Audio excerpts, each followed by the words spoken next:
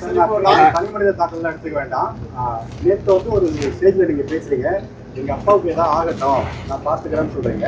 அது மட்டும் இல்லாமல் உங்கள் தந்தை இந்த மாதிரி ஒரு பிரச்சனை இருக்கும்போது நீங்கள் காப்பாற்றாமல் அதை வந்து ஒரு தகவலாக பேசுகிறீங்க. இது மாதிரி வந்து அன்புமணி வந்து ஒரு தந்தையை காப்பாற்ற முடியாதவரை இப்படி வந்து நாட்டை காப்பாற்றுவது உங்களுக்கு ஒரு விமர்சனம் யார் பண்ணது? இல்லை சும்மா நீங்கள் வச்சுருங்களா?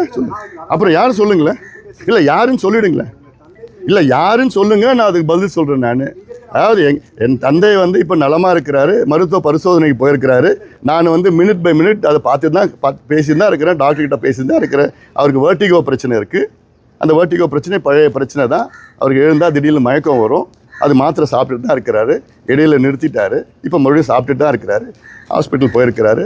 நான் வந்து எப்படி மினிட் பை மினிட் நான் ஃபாலோ பண்ணிட்டு தான் இருக்கிறேன். அவருடைய நலன் தான் எல்லாத்துக்கும் மேலே. அவருடைய நலன் தான். அவர் உடல் நலம் நல்லா இருக்கணும், 100 வயசு நல்லா சந்தோஷமாக இருக்கணும். அது என்னுடைய கடமை. ஒரு மகனாலும் சரி, கட்சி தலைவராக என்னுடைய கடமை அது. அது வேறு யாருமே அதை பற்றி எனக்கு உபதேசமோ ஆலோசனை சொல்கிறதுக்கு அவசியமே கிடையாது. இந்த சொல்கிறவங்களாம் துரோகிகள். இந்த நிலைக்கு அவரை கொண்டு வந்ததே இந்த துரோகிகள் தான். கைக்கூலிகள், திமுகவுடைய கைக்கூலிகள். திமுகவுடைய பேரம் பேசி இந்த குழப்பத்தை உண்டாக்கி திமுகவுடைய கைக்கூலிகள், துரோகிகள்.